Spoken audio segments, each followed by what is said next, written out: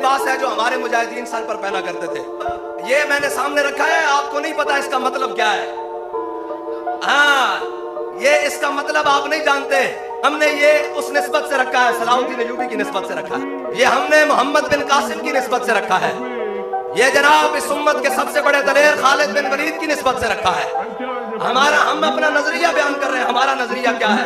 وہ کہتے تھے سر پر پہنے. میں نے کہا سر پر پہنیں گے اس وقت جس دن انشاءاللہ جناب اسرائیل کی جانب چل رہے ہوں گے. تسی ساڈے واسطے دعاواں منگی رکھو, انشاءاللہ تانوں ایک جمعہ اسی بیت المقدس وچ بھی پڑھاواں گے. یہ ساڈا تواڈے نال وعدہ.